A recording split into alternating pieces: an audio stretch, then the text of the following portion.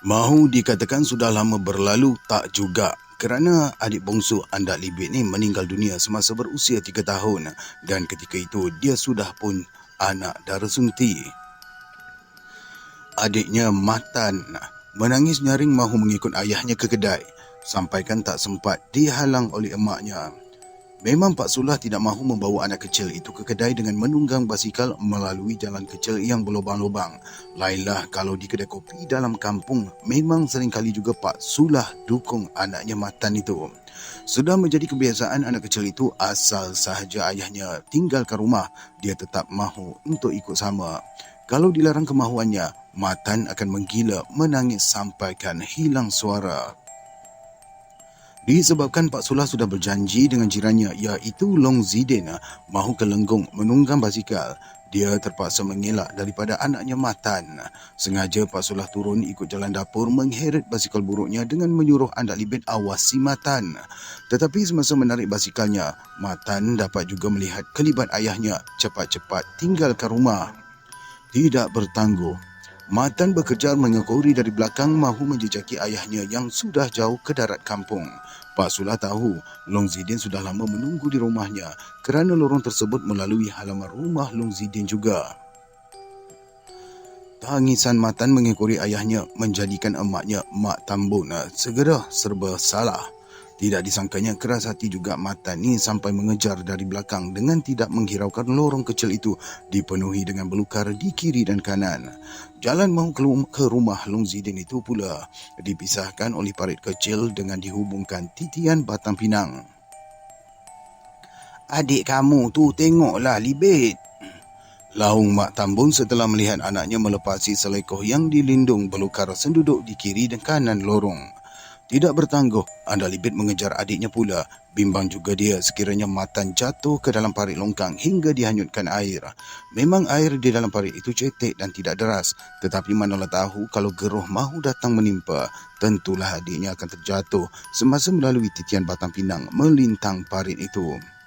Belum pun sempat Andak Libit sampai ke parit berkenaan, adiknya Matan sudah berpatah balik. Tersenyum Andak Libit kerana Matan tak berani mahu meneruskan perjalanan mengejar ayahnya.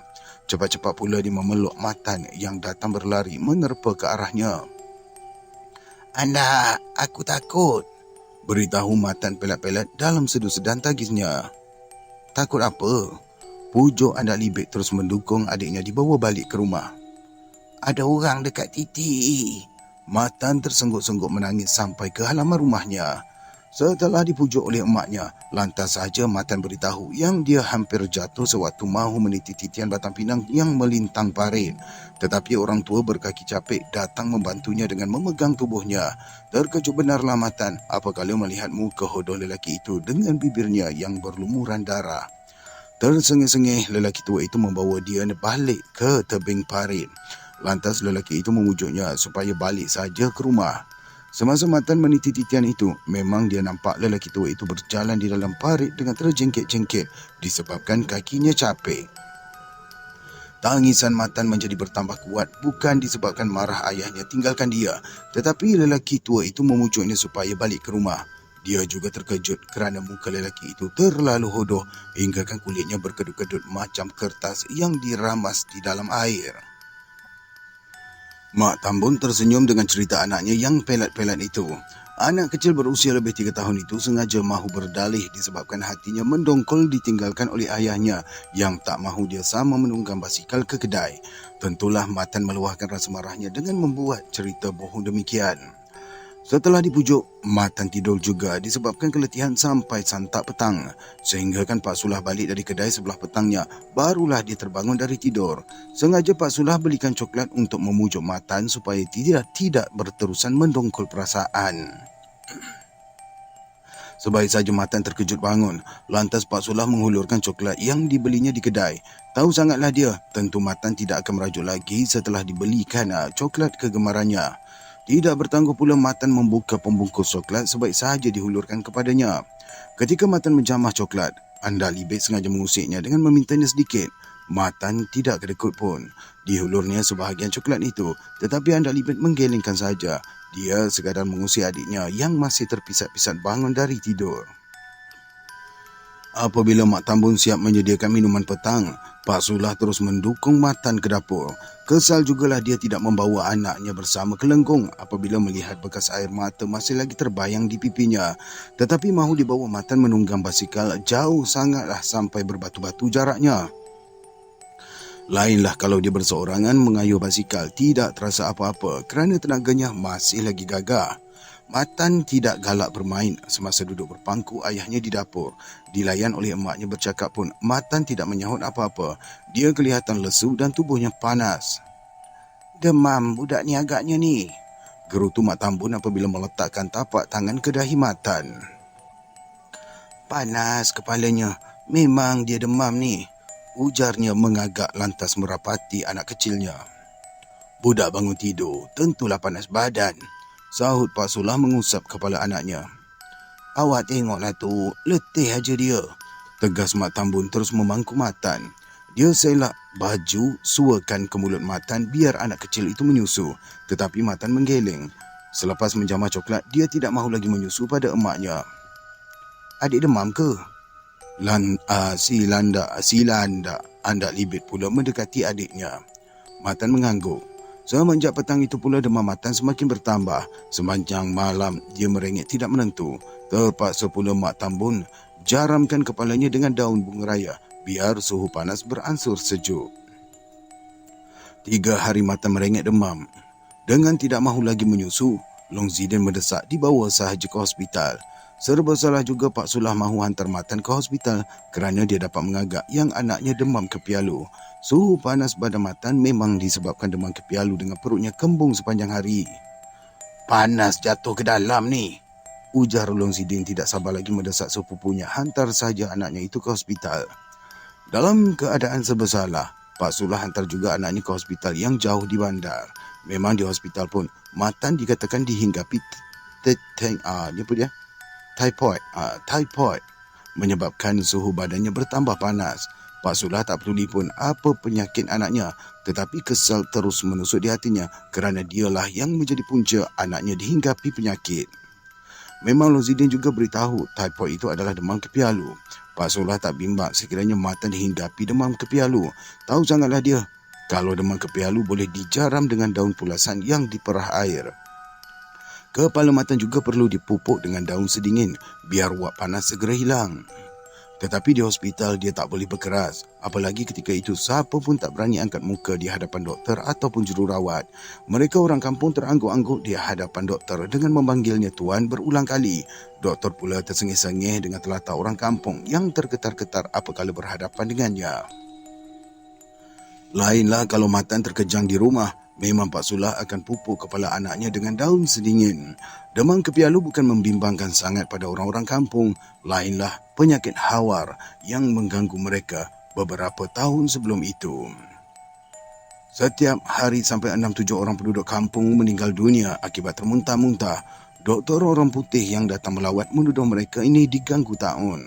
Belum pun sempat kubur digali, sudah ada orang yang memberitahu mengenai jiran mereka baru sahaja meninggal dunia. Menjelang senja pula, bergilir-gilir pula orang menggali kubur.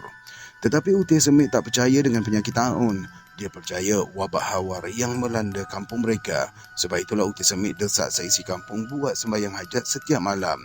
Macam mana doktor orang putih menuduh mereka diganggu penyakit taun? Kerana 3 bulan sebelum wabah hawar melanda, orang-orang kampung melihat terlalulah banyak belalang yang berkeliaran. Kadang-kala bagaikan gelap langit apabila belalang-belalang berkenaan terbang di udara. Apabila hinggap di pelepah kelapa, tak sampai 10 minit, daun kelapa hanya tinggal lidi saja akibat dimakan oleh belalang yang terlalu banyak.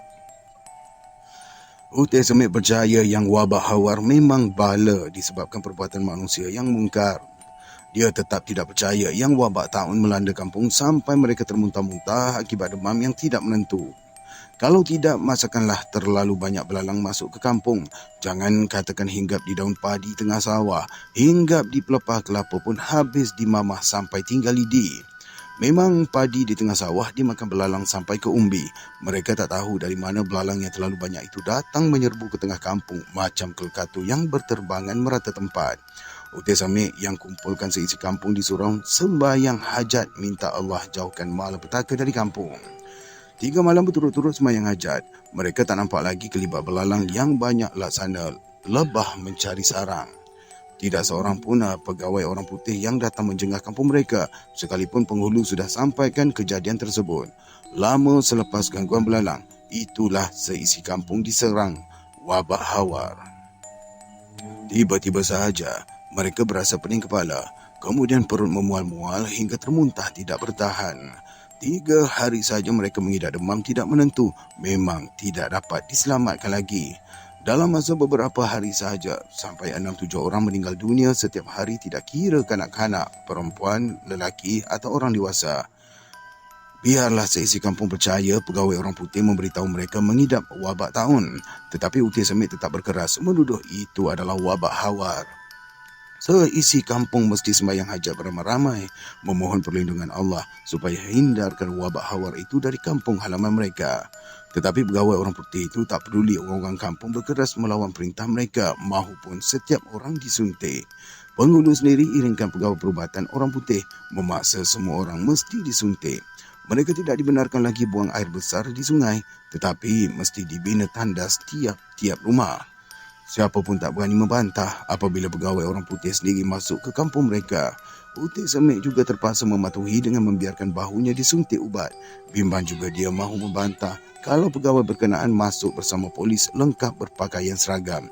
Manalah tahu menjadi kesalahan pula sampai boleh ditahan di balai kalau mereka membantah setiap orang yang mesti disuntik. Disebabkan Uti Semik juga disuntik, orang-orang kampung terpaksa mematuhi perintah penghulu.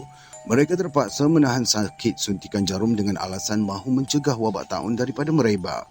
Tidak lama selepas mereka sembahyang hajat dan disuntik ubat, memang penyakit tersebut serta-merta sahaja terhindar. Sebab itulah Alang Lipah marah benar dengan keputusan menantunya Pak Sulah membawa Matan ke hospital. Siapa mahu jengah Matan terlantar di hospital disebabkan jauh dari kampung. Alang Lipah percaya tentu Matan disuntik seluruh badan sama macam orang-orang kampung yang menderita akibat wabak hawar itu. Kenapa tak bertanya pada Uti Semik? Gerutu Alang Lipah memarahi anaknya Mak Tambun. Matam tu mesti diubat dulu sebelum dihantar ke hospital. Mendongkol benar hatinya dengan keputusan Pak Sulah itu. Long Zidin yang desak beritahu Mak Tambun serba salah apabila emaknya tidak bersetuju Matan dibawa ke hospital. Ambil kau. Alang Lipah ni perempuan terkenal lagi saya. Baik, kita teruskan. Kalau Matan terkejang akibat demam kepialu, memang Alang Lipah tak peduli sangat Pak Sulah mahu bawa ke hospital. Tetapi Anak Libet yang beritahu dia, Matan ni terkejut semasa mahu meniti titian batang pinang apabila melihat lelaki hodoh capek memeluknya. Kalau lelaki tua capek itu tidak datang membantu, nescaya Matan jatuh ke dalam parit. Matan sendiri terangkan pada kakaknya apabila berpatah balik dalam keadaan yang ketakutan. Memang dia terkejut melihat lelaki tua capek yang tidak dikenalinya. Tiba-tiba saja dia nampak lelaki berkenaan berjalan berdengkot-dengkot di dalam air yang separas betis. Disebabkan terserempak lelaki hodoh berkaki capek itulah, Matan hampir terjatuh kerana terkejut benar. Cepat-cepat pula lelaki hodoh capek itu menyambutnya, lantas membantu balik semula ke tebing parit. Matan nampak mulut lelaki itu berbuih dengan darah dalam senyumannya yang melirik. Matan tu demam kepialu? Keras suara Alang Lipah membantah. Anak kamu Libet kata Matan tu terkejut nampak orang tua capek. Tegasnya mencubit bibir kerana Mak Tambun tidak percaya dengan penjelasan Matan. Cakap budak. Bukan boleh percaya. Kalau Mak Tambun perlahan cuba mempertahankan suaminya. Kamu memang percaya cakap orang dari cakap anak kamu sendiri. Alang Lipah memang geram benar. Mak Tambun sengaja mahu berkeras mengantar Matan ke hospital dengan tidak berunding sesama sanak saudara. Jadi apa salahnya tanyakan dia terlebih dahulu sebelum tergesa-gesa dibawa ke hospital. Bukan Matan saja yang terserempak lelaki tua hodoh berkaki capek melalui parit berkenaan. Alang Lipah juga pernah terserempak. Beberapa orang di kampung tersebut juga nampak kelibat hodoh berkenaan, terutamanya tatkala hujan panas turun menyerak. Sudah diingatkan oleh Uti Semik, Sekiranya terserempak lelaki hodoh itu berjalan terdengkot-dengkot di dalam parit, tidak perlu takut apa-apa. Biarlah dia melalui parit itu sampai hilang dari pandangan dengan tidak perlu ditegur. Tahu sangatlah Uti Semit mengenai rahsia lelaki hodoh yang selalu ditemui orang-orang kampung. Sia-sialah dia menjadi pawang besar di situ kalau tidak memahami rahsia di sekeliling kampungnya. Asal sahaja hujan panas turun bersesak, janganlah melalui parit berkenaan sekiranya lemah semangat. Sesiapa sahaja lemah semangat tentu mudah terkejut sambil demam terketar-ketar sekiranya lambat dipulihkan. Dipulihkan semangat mangsa itu, apa ni ayat dia? Saya ulang balik ya. Sekiranya lambat dipulihkan semangat mangsa itu, sekiranya lambat dipulihkan semangat, mangsa itu tidak dapat lagi diselamatkan. Tentulah mereka tuduh diganggu demam kepialu apabila demam tidak menentu. Tetapi Uti Semit dapat mengagak, tentulah puaka yang menjelma macam lelaki tua hodoh berkaki capek yang membawa semangat mangsa itu bersama dengannya. Dia sekadar nak berkawan je tu, ujar Uti Semit apabila ditanyakan mengenai jelmaan lelaki hodoh berkaki capek itu. Sebab itu dia ajaknya ke mana saja sampai mangsanya tak tahu jalan balik. Dia melanjutkannya sambil mengeluh perlahan.